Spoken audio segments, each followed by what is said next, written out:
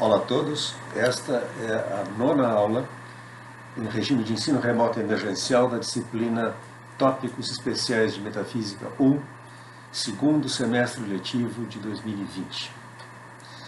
Na aula precedente, nós vimos a conclusão daquilo que McTaggart chama a primeira parte da prova da irrealidade do tempo, isto é, o argumento que deve estabelecer a segunda premissa da prova da irrealidade do tempo, a saber que só pode haver tempo se a série A for real, que só há tempo e porque só há mudança na série A, não na série B. A própria série B não pode existir como série temporal, porque a relação que ordena os termos da série B antes e depois é uma relação temporal, no entanto a temporalidade dessa relação é emprestada da série A. Passado, presente e futuro. Tá? Tendo estabelecido que só há mudança na série A, portanto só há mudança se passado, presente e futuro têm existência objetiva, independentemente da nossa consciência, da nossa experiência. McTaggart refuta algumas objeções a essa sua análise, a principal das quais ele extrai da filosofia de Russell, da concepção russeliana de mudança e da definição que Russell faz das relações entre série A e série B, as definições que Russell propõe no artigo The Experience of Time, de 1915. A definição de mudança, que se encontrava desde 1903 nos Principles of Mathematics, McTaggart demonstra de maneira muito convincente que é materialmente inadequada. Isso que Russell define não pode ser mudança. Tá? Porque a definição de Russell é incapaz de distinguir mudanças ao longo do tempo de mudanças através do espaço. Tá? Esse é o sentido da comparação que McTaggart faz da série B com o meridiano de Greenwich, que passa por uma série de graus de latitude, tais que eu posso encontrar nessa série um ponto S e um ponto S', tais que em S o meridiano de Greenwich está no Reino Unido, é verdadeiro, e em S' o meridiano de Greenwich está no Reino Unido, é falsa, e ninguém pretenderia que isso é mudança. Tá? Por outro lado, a tentativa de Russell de definir passado, presente e futuro em termos de relações da série B encontra a objeção de McTaggart de que, ao contrário, são as propriedades da série B que são definíveis em termos de propriedades da série A, e não ao contrário. A tentativa de Russell era fazer o seguinte: presente é o que é simultâneo com isso, essa experiência que eu tenho nesse momento. Passado é o que precede isto, futuro é o que sucede a isto, esta experiência. Tá? E com o corolário que o Russell extrai de que passado, presente e futuro só tem existência relativamente a uma consciência, portanto, no universo em que não houvesse consciência, não haveria passado, presente ou futuro, embora pudesse haver perfeitamente antes e depois. McTaggart mostra ao contrário que são as noções da série B que são definíveis em termos da série A. Dizer que A precede B é dizer que A é presente quando B é futuro, ou é passado quando B é presente. Com aqueles ajustes que nós vimos já, mais uma vez, que foram introduzidos por Pryor e Gitch nessa análise. Bom, com isso nós finalmente ingressamos na segunda parte da prova da irrealidade do tempo. A argumentação destinada a estabelecer a segunda premissa da prova. Tá? Proposição que afirma que a série A não pode existir. A série A não pode ser real. Então, no parágrafo 325, McTaggart anuncia o que ele pretende demonstrar. Passo agora à segunda parte da minha tarefa. Tendo, assim me parece, tido sucesso em provar que não pode haver tempo sem uma série A, resta agora provar que uma série A não pode existir e, por conseguinte, o tempo não pode existir. Isso envolve que o tempo não é real, pois admite-se que a única maneira em que uma coisa pode ser real é existindo. Antes de mais, examinemos o que MacTaggart quer dizer quando diz que a única maneira em que o tempo pode ser real é existindo. Aqui eu vou voltar lá atrás, no início do primeiro volume, no capítulo 1 do livro 1 de The Nature of Existence, publicado em 1921, onde MacTaggart escreve o seguinte: pode-se dizer que temos um interesse prático, não apenas no existente, mas nas possibilidades de existência. É verdade que eu tenho interesse prático na possibilidade de que possa chover amanhã, mas isso apenas significa que eu estou interessado no tempo de amanhã. E não sei ainda, não conheço ainda todas as suas características. Ora, o tempo de amanhã é existente, pois a existência é um predicado do futuro, tanto quanto do passado e do presente. O que MacTaggart quer dizer? Que a única maneira de o tempo ser real é se passado, presente e futuro são igualmente reais. Ora, essa é exatamente a tese que subjaz à suposição de que o tempo é série B. Como é que ela pode se compatibilizar com a suposição da existência da série A? Bom, antes de mais, MacTaggart pergunta: passado, presente e futuro, que espécie de propriedades ou relações são essas aí? 326.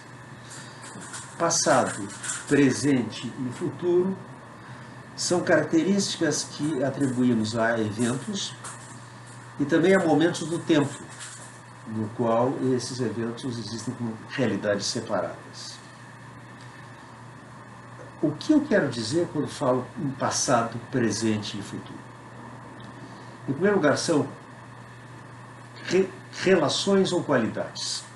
Quando a gente chama qualidade, ele quer dizer uma propriedade monádica. Parece perfeitamente claro para mim que não são qualidades, mas relações. Embora, por certo, como outras relações, elas geram qualidades relacionais em cada um dos seus termos. Nota?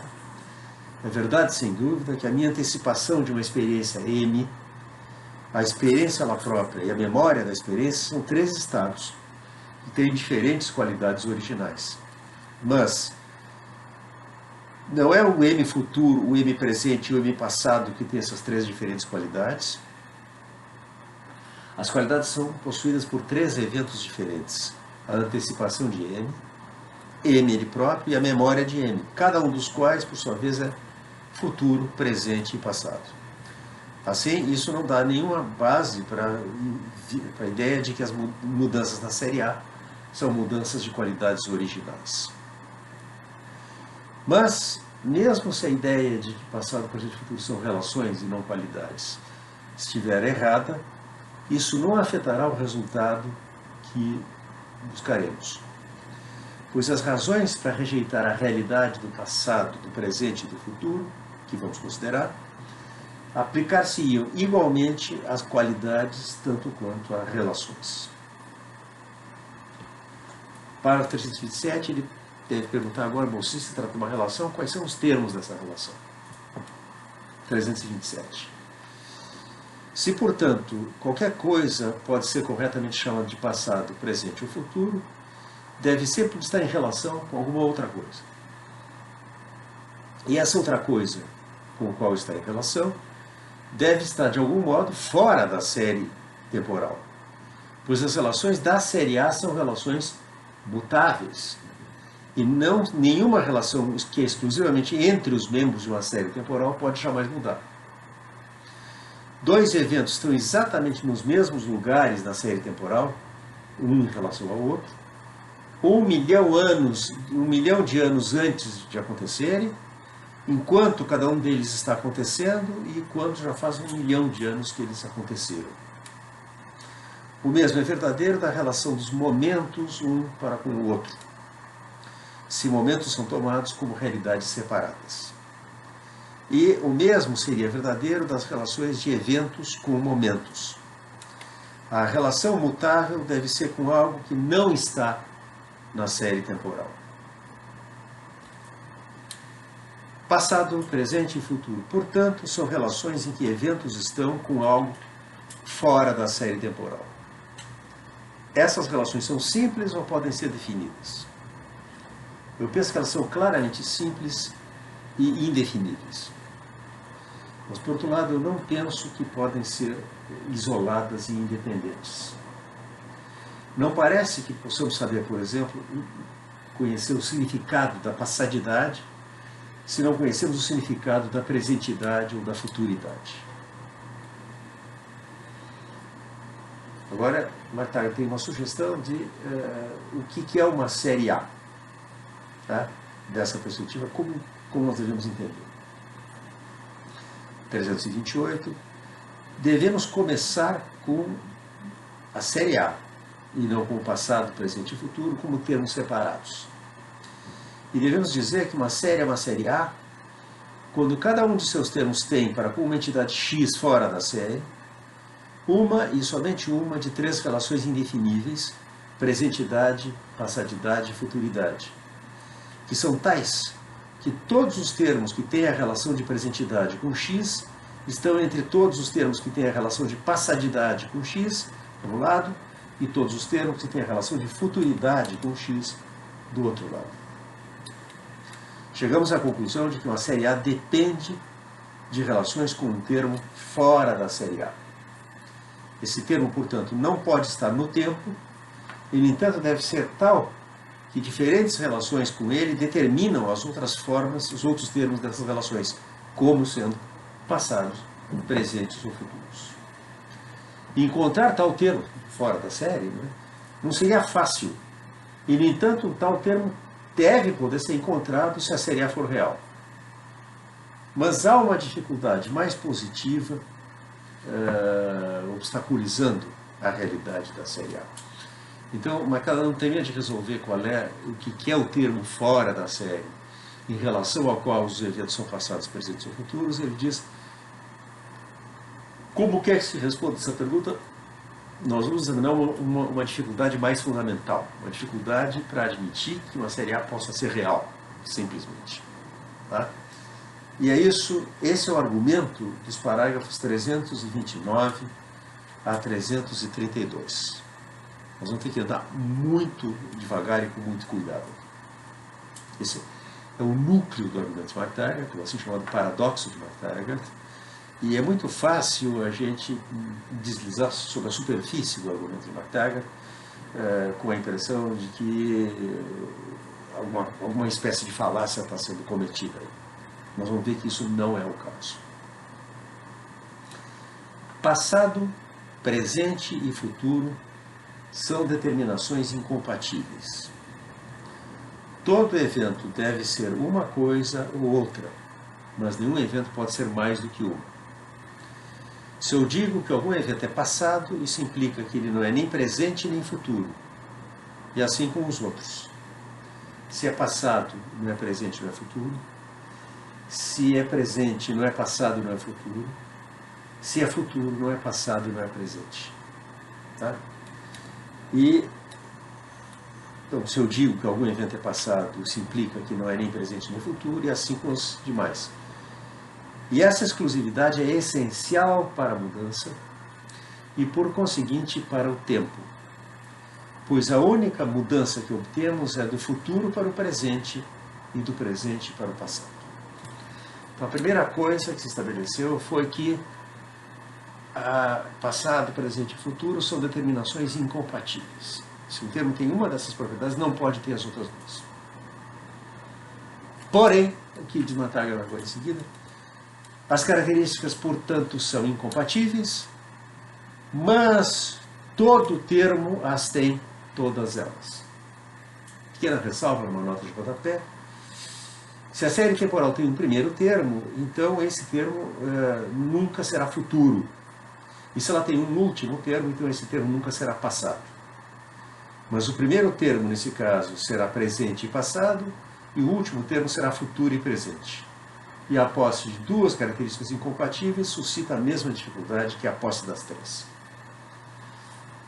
Então, com exceção do primeiro termo e do último termo da série temporal, se ela tem um começo e se ela tem um fim, as características são incompatíveis, passado, presente e futuro, mas todo o termo as tem todas elas. Se M é passado, foi presente e futuro. Se é futuro, será presente e passado. Se é presente, foi futuro e será passado. Assim, todas as três características pertencem a todo evento. Como isso é consistente com o fato de elas serem incompatíveis? Bom, aí nós vamos ter agora o momento filosófico por excelência. Uma resposta de senso comum se apresenta para essa alegação filosófica. A alegação, caracteristicamente uma alegação filosófica, que diz que há uma contradição ali onde nós nunca tínhamos percebido ou suspeitado contradição alguma. E a resposta agora é que isso é mera aparência. 330. Pode parecer que isso é facilmente explicado. De fato, foi impossível enunciar a dificuldade sem quase dar a solução. Pois a nossa linguagem tem formas verbais para passado, presente e futuro, mas nenhuma forma que é comum aos três. Nunca foi verdadeiro, será a resposta, que M é presente, passado e futuro. É presente, será passado e foi futuro. Ou é passado e foi futuro e presente. Ou é futuro e será presente e passado. As características só são incompatíveis quando são simultâneas. E não há contradição a isso no fato de que cada um dos termos as tem sucessivamente. Tá? Então, o que está sendo respondido aqui? Olha, é verdade que todo termo tem as propriedades de ser passado, presente e futuro. Tem, mas não ao mesmo tempo. É apenas em tempos diferentes. Tá? E agora nós temos o que eu disse que é o momento filosófico por excelência. A resposta muito natural, essa do parágrafo 330, introduz a ideia de um tempo em que cada evento é passado, presente ou futuro. Tá? E desse modo suscita a pergunta de MacTaggart: bem, se um evento não é qualquer tempo, passado, presente ou futuro, nós temos que perguntar quando é que o evento é passado, presente ou futuro. Quando é que o evento é passado, presente ou futuro? No passado, no presente ou no futuro? O parágrafo 331 vai introduzir uma análise dos tempos verbais que foi autorizada por essa sugestão. O senso comum diz que nada é simplesmente passado, presente ou futuro, mas que qualquer termo é sucessivamente passado, presente ou futuro. Que nenhum termo tem ao mesmo tempo todas essas propriedades, mas as tem em tempos diferentes. E isso suscita a pergunta de MacTaggart. Então, mas vem cá. Se um evento não é passado, presente ou futuro a qualquer tempo, mas em algum tempo, em que tempo é que algo é passado, presente ou futuro? Só pode ser no passado, no presente ou no futuro. Mas notem, se eu introduzo a ideia de que algo é passado, no presente ou no futuro, presente, no passado, no presente ou no futuro, e futuro, no passado, no presente ou no futuro, eu tinha 3 determinações temporais incompatíveis e eu tenho agora 9. Eu tenho passado, no presente e no futuro, eu tenho presente no passado, no presente e no futuro, e futuro no passado, no presente e no futuro. E essas 9 propriedades também apresentam relações de incompatibilidade entre si. De maneira que eu teria que dar um passo adiante e perguntar, vem cá, passado, no passado quando? No passado, no presente ou no futuro? E agora eu tenho passado, no presente e no futuro, passado, no presente, no passado, no presente e no futuro, passado, no futuro, no passado, no presente e no futuro. E onde eu tinha 9 determinações incompatíveis, eu tenho agora 27. E é evidente que nós embarcamos aqui num regresso infinito, um regresso vicioso de determinações temporais. É o que explicam, aliás, os parágrafos 331 e 332. Tá?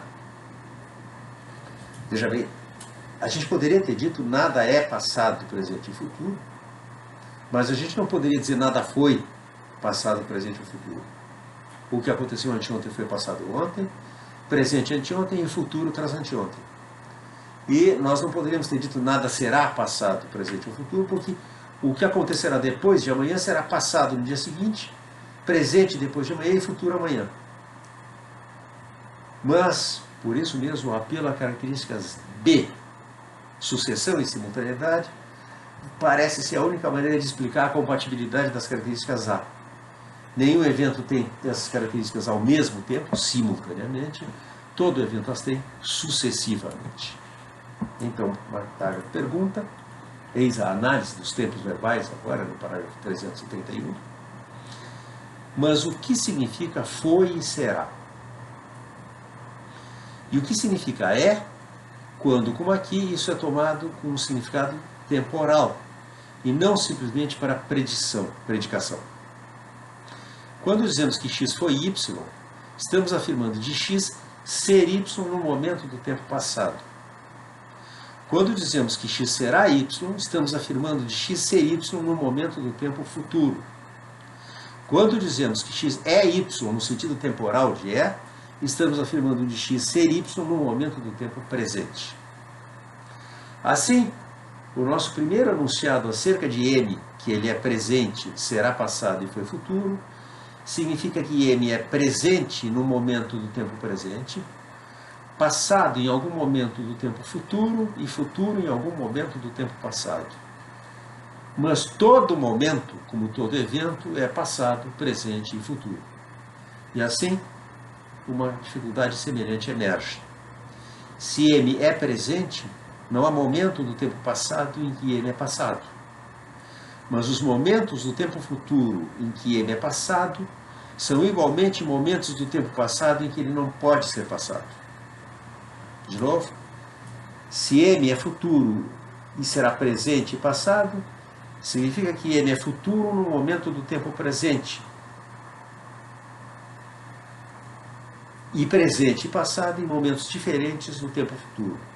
Nesse caso, não pode ser presente ou passado em quaisquer momentos do tempo passado. Mas todos os momentos do tempo futuro em que m será presente ou passado são igualmente momentos do tempo passado. Tá? O que McTaggart está fazendo aqui? Esse parágrafo vai nos tomar bastante tempo. Uma das coisas que eu quero fazer com esse curso é cultivar em vocês o hábito de ler filosofia como a filosofia deve ser lida, a saber, muito lentamente, muito devagar. Tá? A gente pode ler um romance numa tarde, não um livro de filosofia. O que McTaggart introduz no parágrafo 331 é a análise das flexões temporais dos verbos.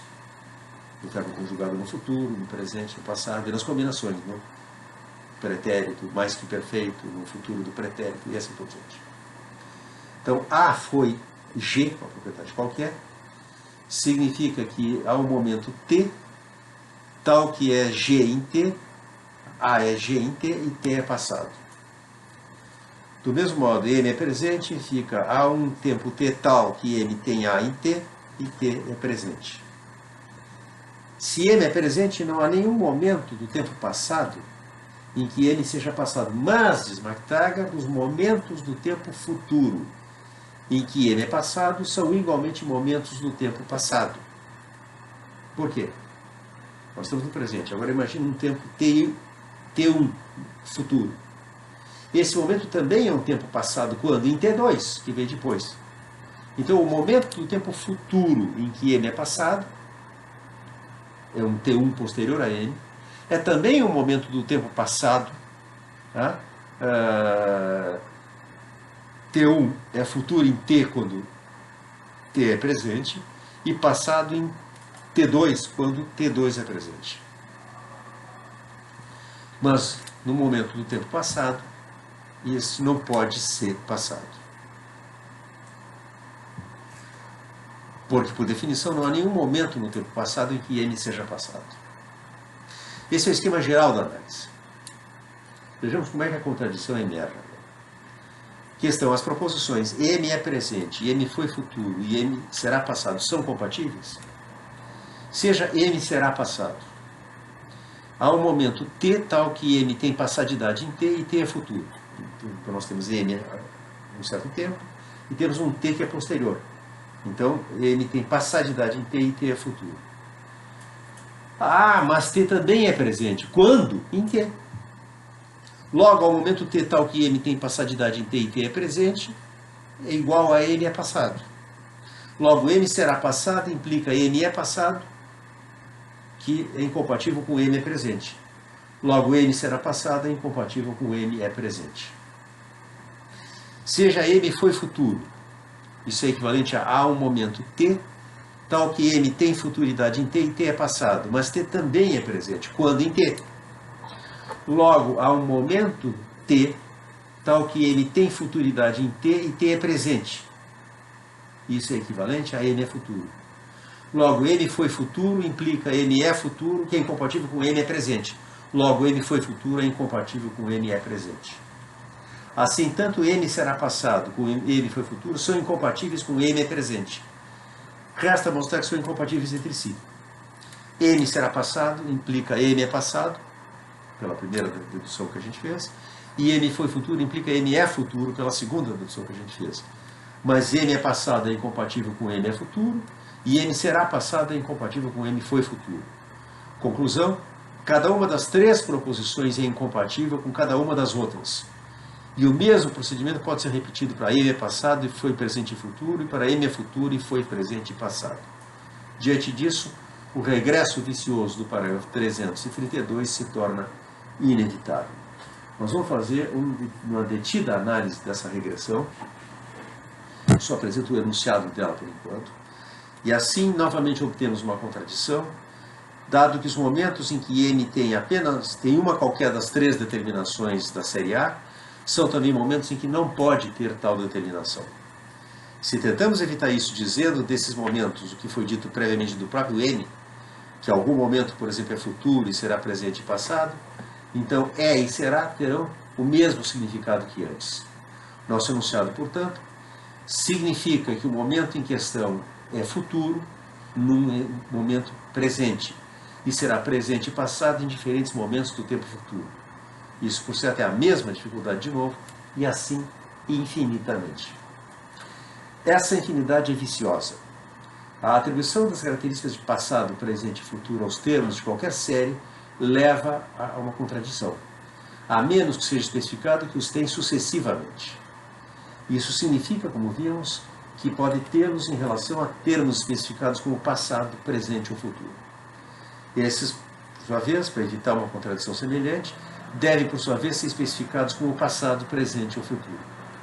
E como isso continua indefinidamente, o primeiro conjunto de termos nunca escapa da contradição. Vale a pena assinalar que o círculo infinito, o regresso vicioso ao infinito, não decorreu da impossibilidade de definir passado, presente e futuro sem usar os próprios termos de suas definições. Ao contrário, tínhamos admitido que esses termos eram indefiníveis. Emerge, sim, a proteção do fato de que a natureza dos termos envolve uma contradição e que a tentativa de remover a contradição envolve o emprego dos termos e a geração de uma contradição similar. A contradição, ver-se-á, emergeria da mesma maneira supondo que passadidade, presentidade e futuridade fossem relações originais e não como decidimos que são relações. Portanto, tanto faz. A questão não fica resolvida se são propriedades originais ou relações, a dificuldade é exatamente a mesma em qualquer dos dois casos. Pois seria ainda o caso que haveria características que eram incompatíveis umas com as outras e que o que quer que tivesse uma delas teria as outras. E é disso que emerge a contradição. A análise mais meticulosa desses dois difíceis parágrafos de The Nature of Existence foi apresentada por Charlie Dunbar Broad no segundo volume do seu monumental, esse aqui é só o segundo dos 3 volumes, Exame da Filosofia de McTaggart. Na próxima aula nós vamos dar uma olhada na análise que oferece Broad e também na que, fazendo uso da análise Broad, oferece Arthur Pryor em Past, Present and Future. Por hoje ficaremos por aqui.